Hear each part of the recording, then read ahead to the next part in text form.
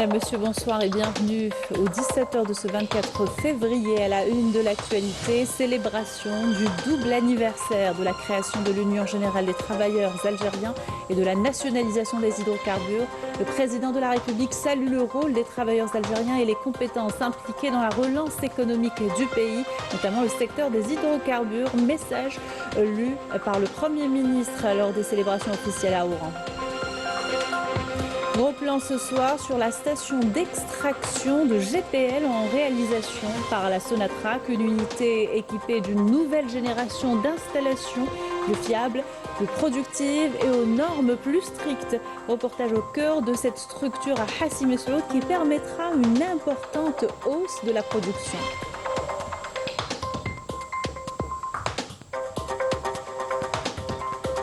Présentation à l'Assemblée populaire nationale du projet de loi organique relative aux partis politiques. Le texte est constitué de 97 articles, dont certains portent sur l'élargissement du champ de contribution des formations politiques à la chose publique. Les détails tout à l'heure.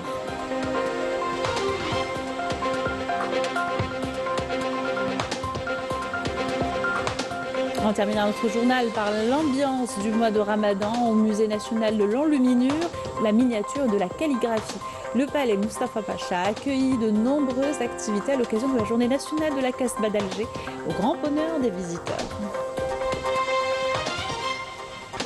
Bienvenue à tous, heureuse de vous retrouver. Je vous le disais en titre, l'Algérie célèbre ce 24 février le 70e anniversaire de la création de l'Union générale des travailleurs algériens et le 55e anniversaire de la nationalisation des hydrocarbures.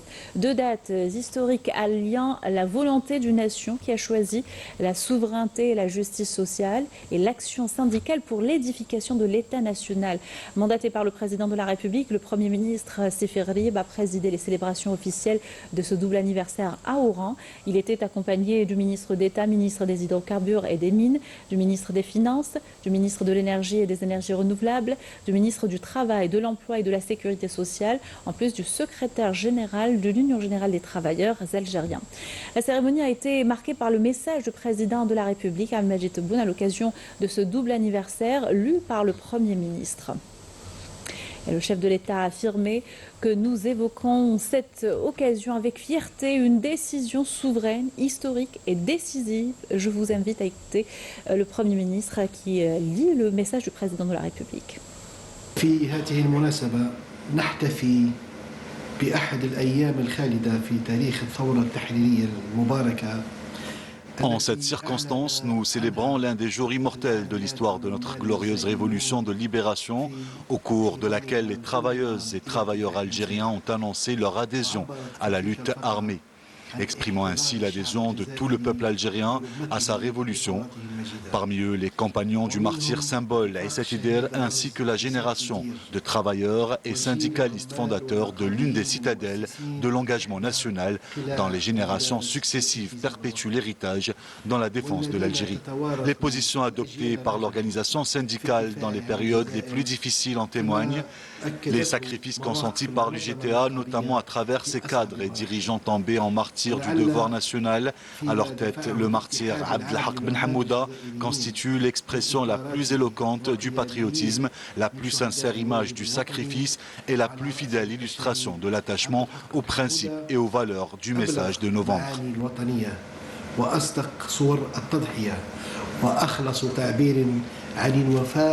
للرواد المؤسسين ولمبادئ وقيم رسالة نوفمبر. Toujours dans son message, le président de la République a abordé les dimensions locales et nationales des projets structurants à l'image de la ligne ferroviaire minière ouest, soulignant que les politiques nationales actuelles reposaient sur les critères d'efficacité, de réalisme et de justesse de la décision souveraine. On écoute.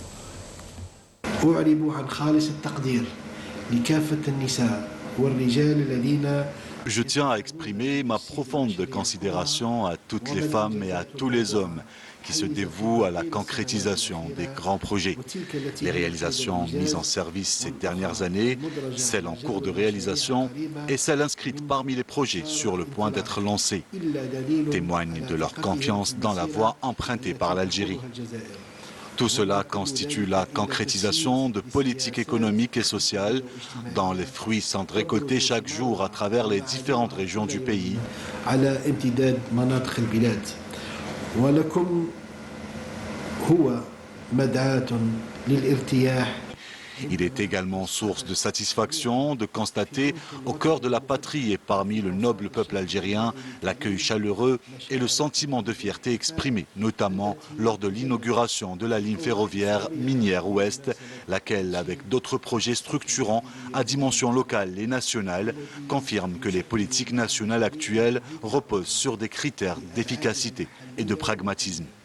تأكيدا لارتكاز السياسات الوطنية الراهنة على معيار الجدوى والواقعية. De son côté, le secrétaire général de l'UGT, Ahmad Takjout, a salué le rôle historique des travailleurs dans la nationalisation des hydrocarbures. Je vous invite à l'écouter. الاتحاد العام كان مرافقا للثورة والاستقلال. L'Union générale des travailleurs algériens a accompagné la révolution jusqu'à l'indépendance et a accompli son devoir en contribuant au développement économique national. Comme vous le savez, à cette époque-là, l'on comptait énormément sur les travailleurs et la classe ouvrière. Il convient de rappeler à l'occasion de ce 55e anniversaire que la décision de nationaliser les hydrocarbures a été annoncée à la Maison des travailleurs au niveau de la centrale syndicale, au centre des conférences par le défunt président Houari Boumediene. Faire l'annonce à cet endroit n'est pas anodin. Cela reflétait la grande confiance des responsables de l'époque en le rôle des travailleurs pour soutenir une décision souveraine majeure.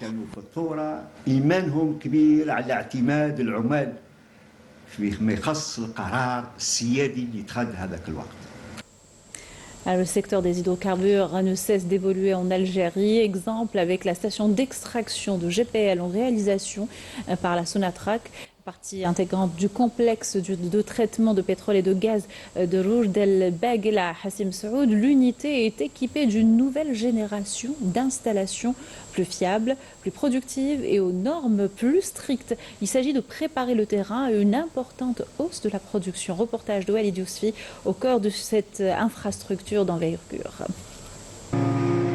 Au cœur de ce chantier colossal, les travaux touchent presque à leur fin. Avec un taux d'avancement de 94%, la station se prépare à franchir une étape décisive avant sa mise en service, prévue en 2026. Cette nouvelle unité de GPL permettra d'augmenter notre capacité de production. Notre devoir est d'assurer une production durable, tout en préservant notre gisement et notre richesse. Bien sûr, produire en toute sécurité et à moindre coût. Nous sommes à l'intérieur du bâtiment de contrôle où nous sommes en train de doter cette nouvelle usine par un système de contrôle intégré qui s'appelle le ICSS, Integrated Control and Safety System. Ce système est composé essentiellement de 3 systèmes.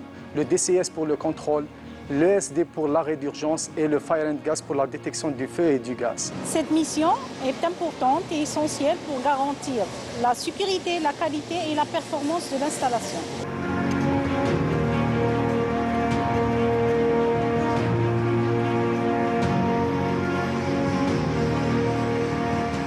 Avec un taux d'extraction de GPL estimé à 75%, cette unité traite chaque jour près de 10 millions de mètres cubes de gaz associé, valorisé pour répondre aux besoins énergétiques du pays et renforcer les capacités d'exportation. 1000 tonnes de GPL, 300 tonnes de condensat par jour, des estimations qui confirment l'impact économique attendu de cette unité. Ces chiffres viennent surtout de la technologie installée ici. Ces cheminées, par exemple, sont reliés à des turbines modernes, conçues pour consommer moins de carburant tout en offrant un rendement élevé. On a ici 3 turbocompresseurs. Ces turbines à gaz sont dotées de la dernière technologie et d'une unité de récupération des gaz brûlés. On chauffe des huiles par cette chaleur récupérée et on les réutilise par la suite dans le process.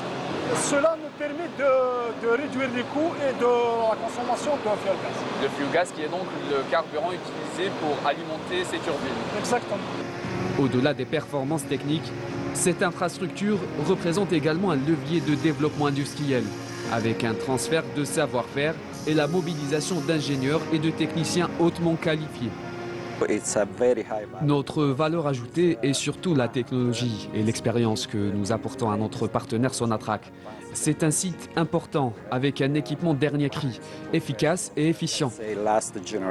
Les parties ingénierie, procurement, construction ont été confiées à nos partenaires italiens avec lesquels nous travaillons en étroite collaboration depuis le début de ce projet en matière d'échange de technologies et d'expérience. La quantité de GPL contenue dans le gaz associé, on va extraire les 3 quarts et le 1 quart, il va rester pour être recyclé dans le gisement.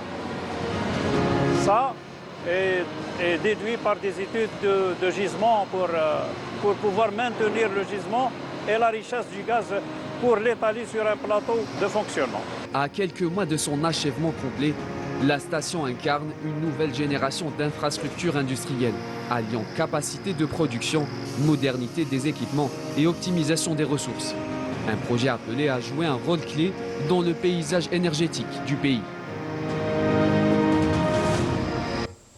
Activité parlementaire, présentation ce mardi du projet de loi organique relative aux partis politiques devant les députés. C'était lors d'une séance plénière présidée par le président de l'APN, Brahim Bourali, en présence de la ministre des Relations avec le Parlement. Le ministre de l'Intérieur, des collectivités locales et des Transports, Saïd Saïd, a affirmé que ce texte s'inscrit dans le cadre des réformes visant à promouvoir la performance des partis à travers l'introduction de nouvelles dispositions renforçant leur contribution à la vie publique. Et justement, initié à la demande des partis politiques, le texte est constitué de 97 articles répartis sur 7 chapitres. Comme je le disais tout à l'heure, certains portent sur l'élargissement du champ de contribution des partis politiques à la chose publique. Les détails par Amia Sefta. Le texte du projet de loi organique comprend 97 articles répartis en 7 chapitres, reposant principalement sur la consolidation du pluralisme politique et l'encadrement du fonctionnement interne des partis, leur garantissant une large liberté d'exercice de l'activité politique, l'accès aux moyens d'action et ouvre la possibilité de recours contre les décisions. Le projet impose aux partis le respect des dispositions de la Constitution, des valeurs et fondements de la société algérienne, de son identité et des constantes de l'État algérien, ainsi que de toutes les questions liées à la souveraineté, à la défense et à la sécurité nationale, tout en consacrant l'engagement en faveur d'une pratique politique intègre dans l'organisation et le fonctionnement des partis. La moralisation de la vie politique est également abordée, et ce à travers la lutte contre le phénomène de la transhumance politique, qui porte atteinte à la crédibilité des partis. L'interdiction du financement étranger et de toute dépendance à une entité étrangère, ainsi que la limitation du mandat du chef du parti à 5 ans renouvelables une seule fois. Le projet de loi garantit la possibilité de constituer des alliances politiques et de procéder à des fusions dans un cadre juridique clair. Il insiste par ailleurs sur la nécessité de renforcer la participation des femmes et des jeunes en imposant la définition de quotas de représentation au sein des structures partisanes. Dans l'actualité également, le démantèlement hier d'un réseau criminel spécialisé dans le trafic de drogue dure par les services de la sécurité de l'armée de la 5e région militaire. Pas moins de 49 kg 400 de cocaïne ont été saisis. Yannis Saïd Belkacem. Dans le cadre de la lutte contre la criminalité organisée et dans la dynamique des opérations visant à déjouer les tentatives de narcotrafic dans notre pays, les services de la sécurité de l'armée de la 5e région militaire ont démantelé hier, lundi 23 février 2026, un réseau criminel spécialisé dans le trafic de drogue dure et saisi 49 400 kg de cocaïne. Dans le même contexte, les unités de la gendarmerie nationale à Tlemcen, en 2e région militaire, et dans différentes opérations ont démantelé un réseau criminel organisé spécialisé dans l'introduction de drogue depuis le Maroc vers le territoire national. Ces opérations ont permis la saisie d'un quintal et 20 kg de kiff traités et l'arrestation de 6 individus en leur possession une somme d'argent liée aux revenus de cette activité criminelle s'élevant à 236 millions de centimes, en sus de 9 téléphones portables, de 2 drones et un véhicule utilitaire. Ces résultats enregistrés dans le domaine de la lutte contre la criminalité organisée et la contrebande réaffirment encore une fois l'efficience de l'approche adoptée par le haut commandement de l'armée nationale populaire et sa détermination à lutter contre ces groupes criminels et dénotent de la vigilance et de la disponibilité permanente des unités de l'armée nationale populaire avec ses diverses composantes et son adaptation à tous les procédés adoptés par les criminels afin d'inonder notre pays par ces poisons. On termine avec l'ambiance du mois de Ramadan au musée national de l'enluminure, la miniature de la calligraphie. Le palais Mustapha Pacha accueille de nombreuses activités, ateliers de peinture, mosaïques et expositions sont proposés à la vieille Médina. Et la soirée est d'autant plus spéciale à l'occasion de la journée nationale de la Casbah d'Alger. Reportage de Maïsal Bouahla.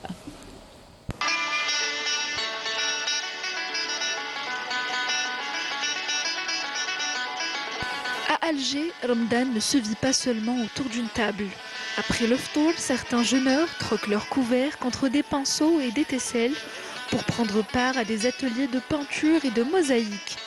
À la Basse Casbah, le musée national de l'enluminure, de la miniature et de la calligraphie devient ainsi un espace de création et de partage où la spiritualité du mois sacré se prolonge à travers l'art. Donc pour la journée d'aujourd'hui, c'est une journée qui est très importante au niveau pour le patrimoine. C'est la journée de la Casbah, c'est le 23 février.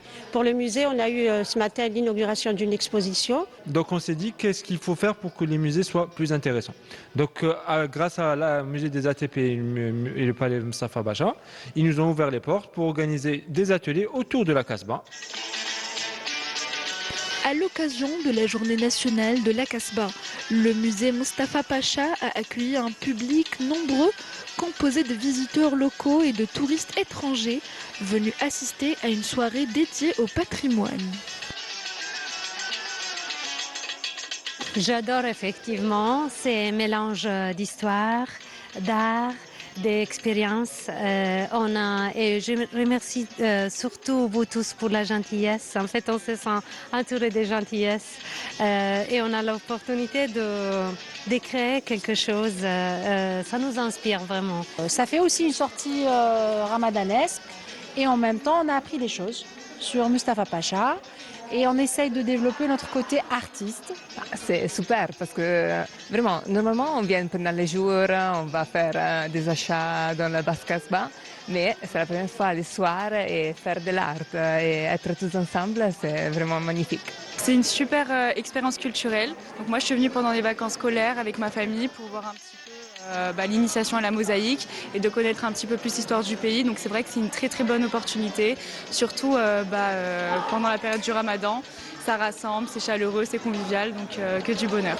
Je pense que c'est un très très beau endroit dans une partie de la ville que c'est vraiment le cœur d'Alger.